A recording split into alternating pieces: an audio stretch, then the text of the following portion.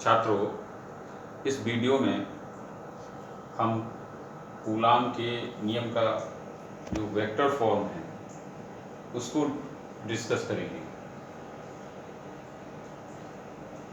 मेरे पिछले वीडियो में आपने कूलाम के नियम के बारे में जाना था। कूलाम के नियम के अनुसार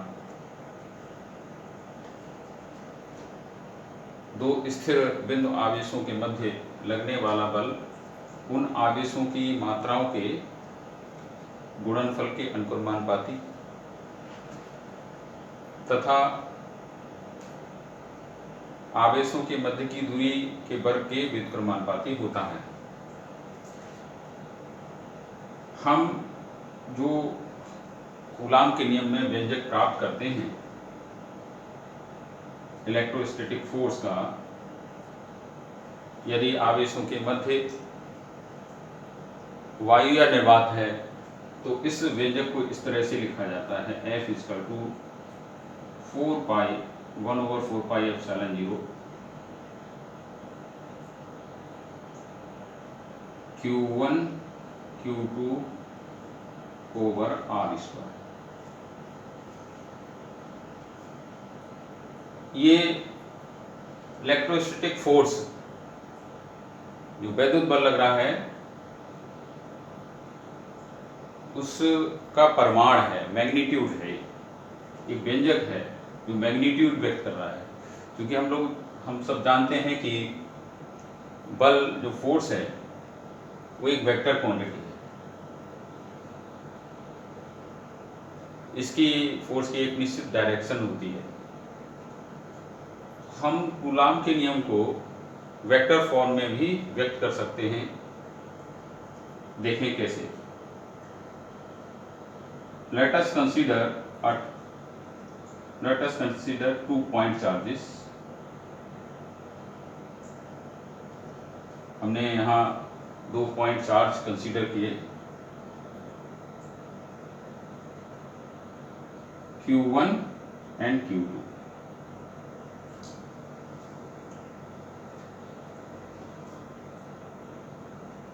These 2 point charges are like charges. हमने मान लिया ये दोनों जो पॉइंट चार्ज हैं वो समान प्रकृति के आवेश हैं।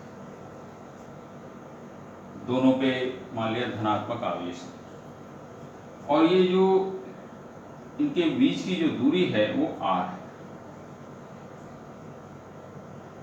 ये दूरी हम r ले रहे हैं।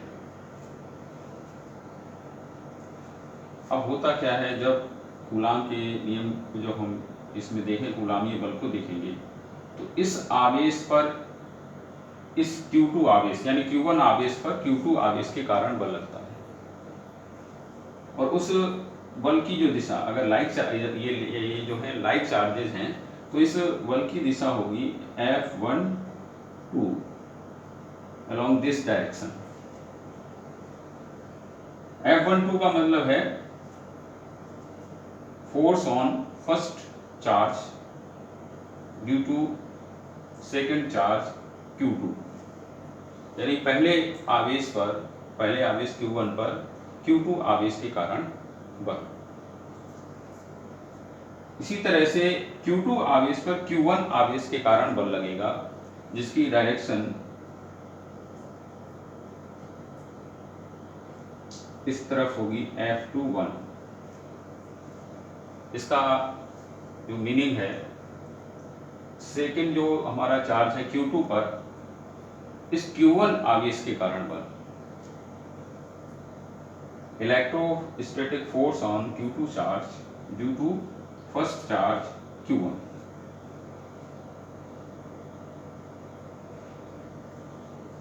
हम इस जो टर्म है, ये हमारी टर्म है F = 1/4 pi epsilon 0 Q1 Q2 और R²। This is only the magnitude of force.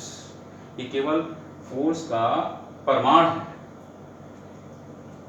अब हम इसे वेक्टर फॉर्म में कैसे लिखें, तो लिखने के लिए एक हम देखेंगे, यहाँ हम यूनिट वेक्टर लेंगे। along this directions। और वो यूनिट वेक्टर जो होगा जो F21 को रिप्रेजेंट करेगा उसकी डायरेक्शन होगी इस तरफ और R12 cap. This is the unit vector represent the direction of force F21। Similarly, we can represent the direction of force F12। हम एक यूनिट वेक्टर और लेंगे जो इसकी डायरेक्शन किस तरफ होगी, Q2 आवेश से Q1 आवेश की ओर, टुवर्ड्स दिस डायरेक्शन, हो जाएगा R21 कैप।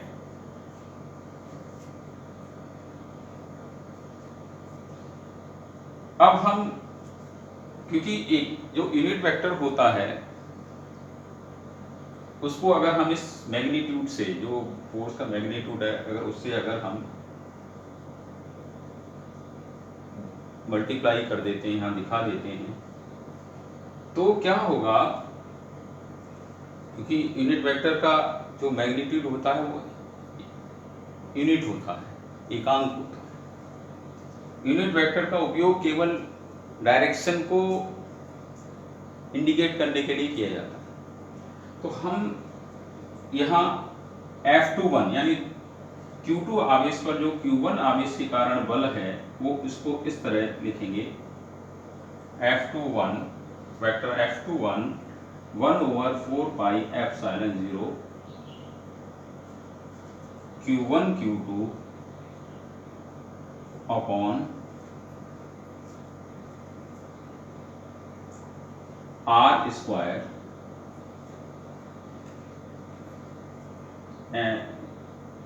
यहाँ R12 cap.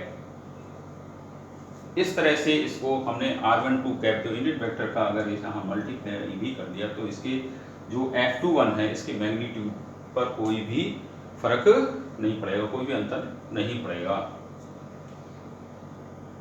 Similarly we can represent F12 यानी Q1 आवेश पर Q2 आवेश के कारण जो बल है 1/4 pi epsilon 0 Q1 Q2 over R square R21 cap. आप देखें R12 की जो डायरेक्शन है वो इसी की डायरेक्शन, यानी ये इसकी डायरेक्शन को इंडिकेट कर रहा है, इसकी डायरेक्शन की दिशा। R21 जो है वो F12 की डायरेक्शन को इंडिकेट कर, इसी की दिशा में है, यूनिट वेक्टर है F12 की डायरेक्शन में।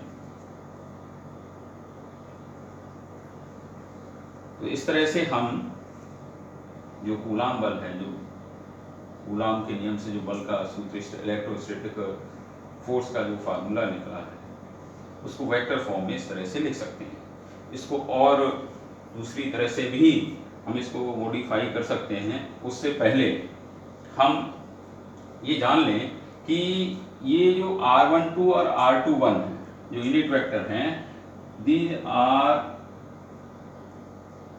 इन अपोजिट डायरेक्शन,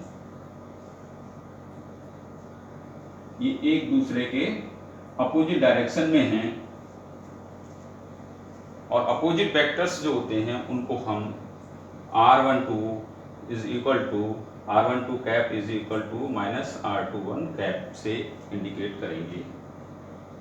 दो वेक्टर अगर अपोजिट वेक्टर्स होते हैं, जैसे vector A and vector V are opposite vectors, then this is the condition for the opposite vectors. In this way we can write F21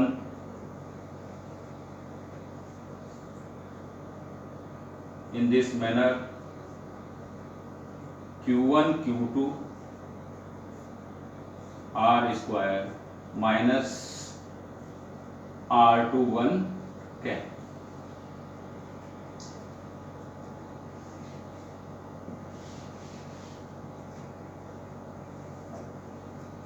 F21 cap F21 vector is equal to 1 over 4 pi epsilon 0 Q1 Q2, यहाँ जो minus ये sign है इसको हम शुरू में ले रहे हैं, Q1 Q2 upon R square R21 cap. यहाँ आप ये देख रहे हैं 1 over 4 pi epsilon 0 Q1 Q2 R square R21 cap is equal to F12 के रिप्रेजेंट कर रहा है, hence F21 is equal to minus F12।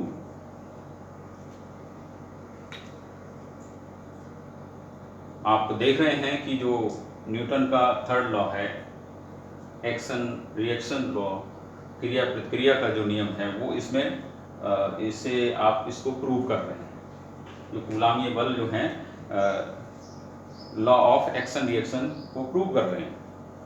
तो इससे ये भी हम सिद्ध कर सकते हैं, न्यूटन का जो थर्ड लॉ है उसको हम इसकी साथ कूलाम्ब बल में भी हम इसको दिखा सकते हैं कि इसमें कूलाम्ब बल में न्यूटन का जो थर्ड लॉ लागू होता है। हम जो ये टर्म हमने जो लिखी हैं यहाँ यूनिट वेक्टर के रूप में लिखी हैं, R12 कैप के रूप में यानी यूनिट वेक्टर के रूप में लिखी, हम इसको इस तरह से भी लिख सकते हैं। कैसे, देखिए आप जानते हैं कोई भी जो यूनिट वेक्टर होता है, जैसे वेक्टर ए है, वेक्टर ए का जो ए कैप यूनिट वेक्टर होगा वो vector A mod of vector ए, और मॉड जो होता है वो वेक्टर का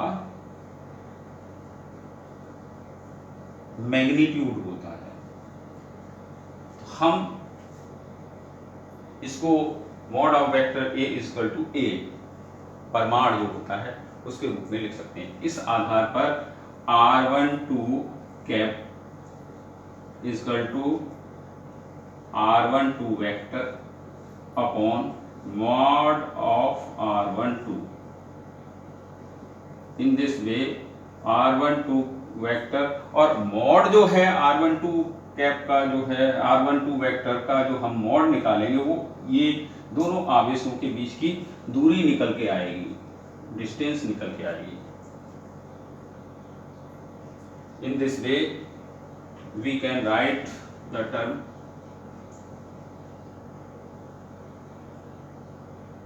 F21 1 over 4 pi epsilon 0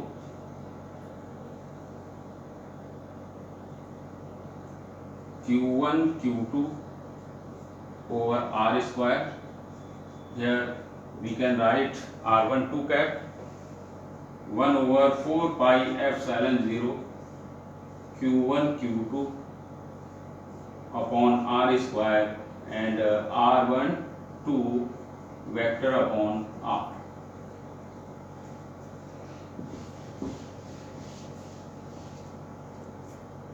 F21 vector is equal to 1 over 4 pi epsilon 0 Q1 Q2 upon RQ, and here R12 vector. In the same way we can write F12 vector 1 over 4 pi epsilon 0 Q1 Q2 upon RQ R21 vector. Thanks.